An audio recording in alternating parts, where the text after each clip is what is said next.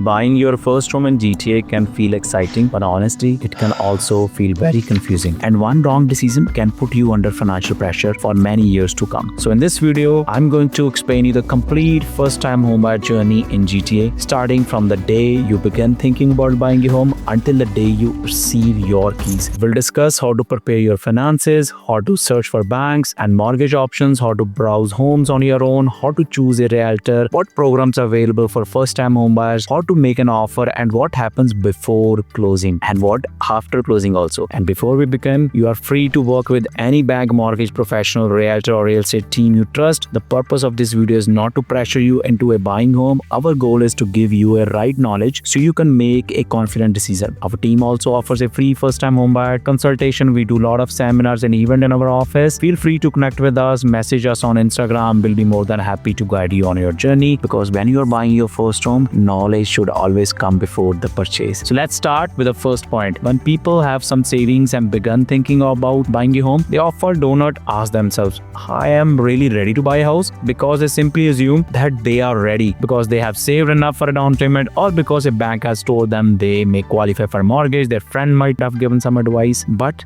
that is totally wrong. So let's understand the first thing first. You should look at your income. Is it stable? Have you recently started a new job? Are you working full-time, part-time on a contract, or you are a self-employed? As your employment type and income history can affect how banks review your application. So before you start looking at a home, it's important to understand how your income will be calculated. Second thing, to look in your existing debt or loan. Maybe a car loan, maybe you have a credit card balance, line of credit, student loan, another monthly payments. Even when your income is good, these debts can reduce the mortgage amount, because the lender looks at how much your monthly income is and how your credit history is. All these things matter. You don't need to have a perfect credit score though, but missed payments, high credit balance, collections, or using most of this available credit can make mortgage qualification more difficult. Another biggest mistake many buyers make is they only think that is a maximum mortgage I can get. Better question is, what monthly payment can I comfortably manage? For example, a lender may approve you for certain amount based on your income and debt, but the lender doesn't fully understand your lifestyle. So even if you are approved for a higher amount, it doesn't mean you should automatically buy at the maximum price. You also need to calculate the complete monthly cost of owning the home, and after paying the down payment and closing costs, you'd still have emergency savings left. Homes requires maintenance, or you may have another personal emergency. One simple thing can jeopardize all those things in your affordability journey. That is why before buying, it may be better to take a few months to reduce your debt,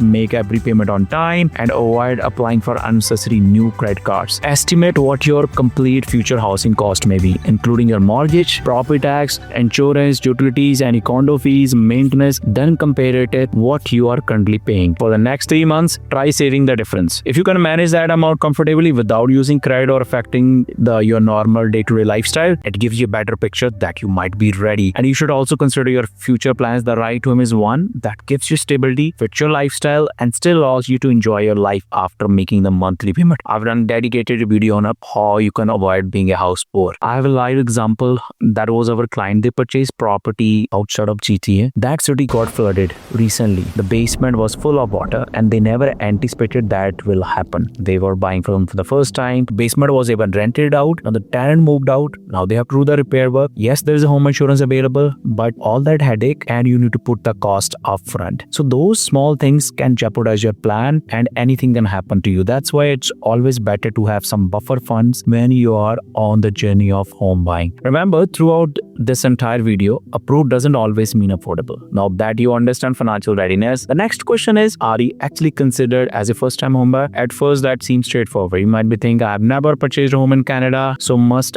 be a first-time homebuyer. However, there's no single definition that applies to every program. For example, if you have never owned a home anywhere in the world, the answer is usually straightforward. In most cases, you will be considered as a first-time homebuyer. However, the rules becomes more complicated if you previously owned a property in India, outside of Canada, another country, or elsewhere in Canada. Ontario land transfer tax rebate allows strict rules to qualify. Basically, you must never have owned a home or any ownership interest in a home anywhere in the world. It doesn't matter whether a property was purchased, received as a gift, inherited, whether you ever lived in it. So if you owned a property outside of Canada in the past, you may also still qualify for FHSA FHSA or the Home Buyers Plan under the federal 4-year rule, but you may not qualify for Ontario first-time home buyer land transfer tax rebate. That's why you should never assume that qualifying for one program automatically means you qualify for all the programs. You must also meet conditions such as moving into the property as your principal residence within the required time frame. There is also an important difference between opening an FHSA and withdrawing from it. For instance, your spouse ownership history may affect whether you can open an account, when you can make a qualifying withdrawal, and the CRA applies a separate test focused mainly on whether you personally owned and lived in a home during the required period. I know this can feel technical, but this is the key idea. Simply don't ask, am I a first-time home buyer? Instead ask, am I eligible for the FHSA? Do I qualify for the Home Buyers Plan? I'm eligible for the Ontario land transfer tax rebate, and if I'm buying in Toronto, do I also qualify for municipal tax rebate? There's another thing which is called Ontario Enhanced Rebate, which recently came into picture, so you should also see if you qualify for that or not. I've created a dedicated video on all the rebates that you as a first-time home buyer or as even second-time home buyer you are qualified.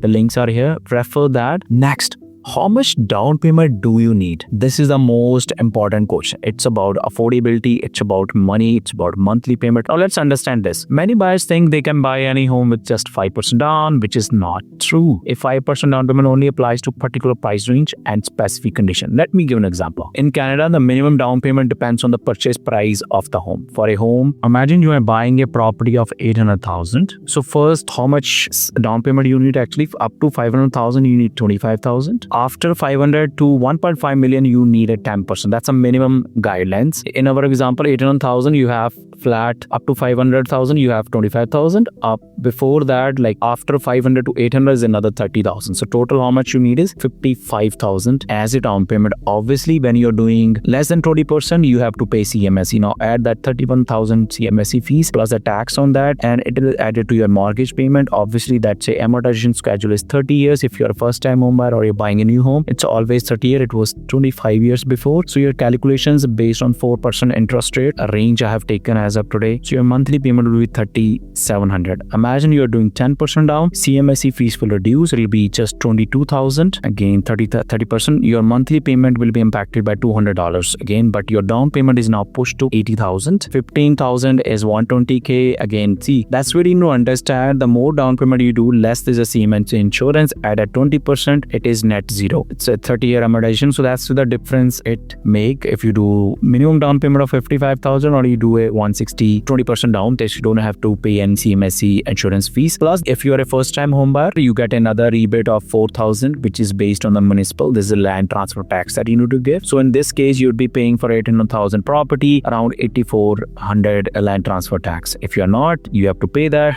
And plus, I just wanted to show you, if you're buying a property in Toronto, the tax is double. It's a municipal plus provincial. But when I'm talking about, it's a municipal plus a local Ontario tax that you need to give. So total is 24,000. If you're a first-time home buyer in Toronto, you get a rebate of more than 8,000. So total rebate is this. Now, imagine you're paying it minimum down payment itself. Still, you need another expenses top of it for closing, which bank calculates at 1.5% of the purchase price. So 800,000 with the minimum down you're doing. So you need another 12,000. So add that to 55,000. You are there for 67,000. What it includes? It includes your land transfer tax, lawyer fees, title search, title insurance, any type of adjustment that you are going with. Plus, if you're buying a pre-construction, I would say have another 0.5% on the side. That's a sort of a hidden cost, or it's a closing cost on a brand new property. It might be for a tree plantation, it might be for a driveway, it might be for a water meter hookup. I've covered all that in our previous pre-construction videos, but then you take a buffer of 2% so you're not surprised at the time of the closing. So in case you're buying more than properties, more than 1.5 million, you have to do 20%. That's where the sliding scale comes into picture. Every city have their own sliding scales, but obviously this is for first-time home buyers. You might not be buying that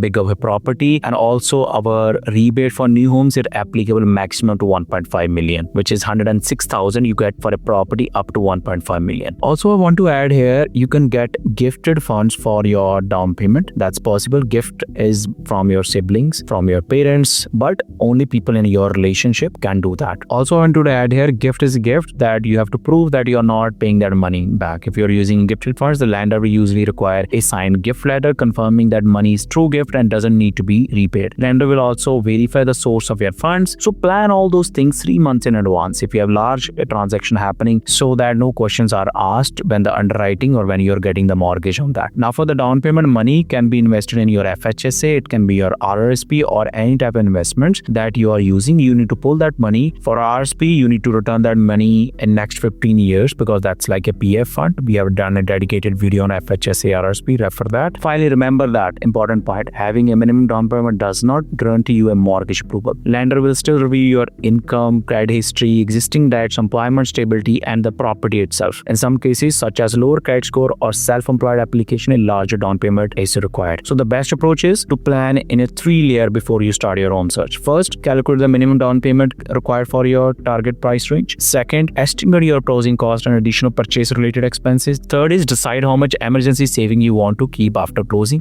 Do not base your entire plan on the minimum amount required. It can feel overwhelming for new buyers. If you would like, you can share your situation. I can guide you on building a plan. We do dedicated workshop also. Our next is happening in the month of August. And now that you understand how much down payment really works, the next step is to explore the programs that you can help you save faster, reduce the tax liability, and potentially make your first home more affordable. You may have heard about FHSA, RRSP Home Buyers Plan, Land Transfer Tax Rebate, and HST GST rebate for new homes. The best thing is eligible buyers may be able to combine several of these programs, but each program has its own rules. So you should confirm your eligibility before including any benefit in your budget. Let's start with one of the most valuable options, FHSA, commonly called as First Time Home Buyer Savings Account. FHSA is a simple savings account made to help first time home buyers save for a house. It lets you set money aside for your down payment, and that money can grow without being taxed while it stays in the account. You may also get a tax benefit when you put in money in, which can lower the taxes you owe. You can usually add up to 8,000 each year with a total limit of 40,000 over your lifetime as of 2026. But one important thing you need to know is the savings room only start when you open the account. So even if you're not ready to save money yet, it can still be smart to open it early, so you don't have to miss out any building of the room. So let's say you're buying home in 2028, open your account in 2026. You don't have any money, that's okay. Let's be a $0, but you'll have 8,000 for 2026, 8,000 for 2027. So by the time you buy in 2028, you'll have another 24,000, which you'll get a tax benefit also at that time. Plus, you will have a savings. Any revenue you earn on that, any profit you make on that, you don't have to pay tax on that. So FHSA really comes down to 2 main tax benefits. First, when you put money into the FHSA, you can usually claim it in a tax reduction. Second, when you're ready to buy your first home and you meet the requirements, you can take the money out of the FHSA. That's why the FHSA can be such a powerful tool. You may receive a tax reduction when contributing. Your savings may grow inside the account and the qualifying withdrawal can be tax-free. But remember that a tax deduction doesn't mean the government immediately gives you the full contribution amount back. The actual tax benefit depends on your income, tax situation, and when you claim the deduction. You can also contribute now and claim some or all of the available deduction in future year. This may be useful if you expect your taxable income to increase later, 2028. But this type of strategy should be reviewed with an accountant or a qualified financial professional. Next, now we have a major option is the Home Buyers Plan, also known as HBP, directly linked with your RSP account. The Home Buyers Plan allows an eligible buyer to withdraw up to 60,000 from an RSP to buy or build a qualifying home. So for 2 people purchasing together, both meet the eligibility requirement. Each person may be able to use their own HBP limit. So total is 120K for a family. You may also use this plan and make a qualifying FHSA withdrawal for the same home, as all as you meet the conditions for both programs. Now, another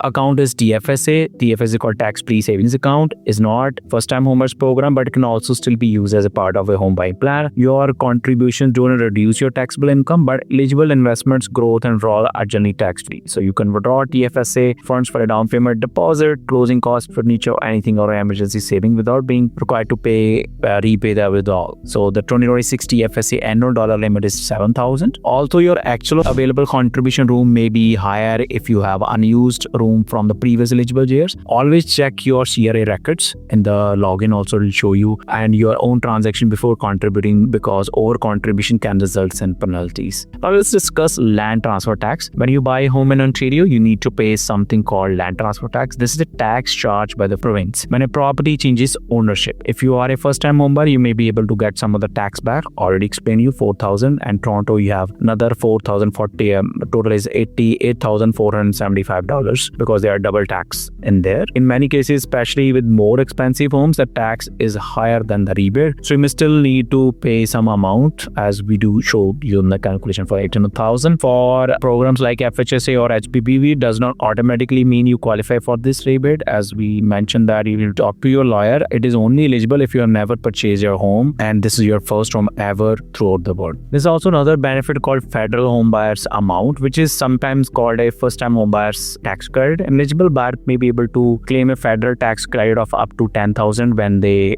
file their income tax return for the year they buy their first home. That usually results in a tax saving of about $1,500 depending on your tax situation. Also, I wanted to add here, there's a CMSE rebate available. So CMSE, you pay the fees when you do less than 20% down. It is applied only to the properties which are energy efficient and you're buying a brand new property from the builder. So you need to have energy efficient certificate. So the money that you have paid as a CMSE, you can claim back from the CRA some of the amount that can be returned back. So I would created a dedicated video on that, how you can get your CMSE money back. So refer that video. Now let's talk about rebates for new home buyers. That's new construction homes only, which is our GST and HST rebate. These rebates only apply if you're buying a brand new home or a home that has been substantially renovated. They don't apply to most of the resale homes. They don't qualify. The federal portion of the rebate can be significant, and in certain situations it may be up to $50,000 depending on the home purchase. Generally, the full federal rebate applies to homes up to $1 million. It gradually decreases after that from $1 million to $1.5 million. That's for the GST part. Now in Ontario, there's also a separate rebate that can be up to $80,000 on the provincial portion of HST. When combined with this federal and Ontario rebate, it's $130,000, but there was an existing $24,000. That's why in my examples, I was showing you the rebate maximum is up to $106,000. I've done a dedicated video on the rebate. Refer that. Also, I wanted to add here, it all depends on things like the purchase date, construction, moving requirements, and whether the home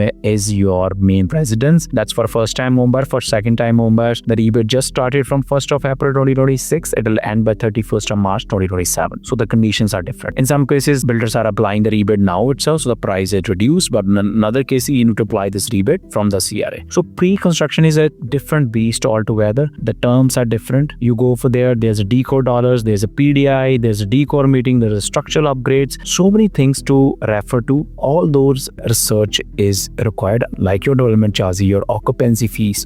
We need to cover all those things for only brand new home. So when planning your home, do not look at these programs one by one. Think of them together as a consolidated picture. It can be FHSA, TFSA, RRSP. It can be first-time home buyers rebate, GST, HST rebate. So create a picture of that. And all those things depending on income, savings, location, property, and type. We haven't discussed so far. It was just a setting the context. We talked about the mortgage part. We talked about the eligible rebates. We talked about the new homes rebates and your financial readiness. Now the next step we have to go for is how to select a particular location, how to select a particular property, how to select a particular community, all those things. So you need to explore all those things.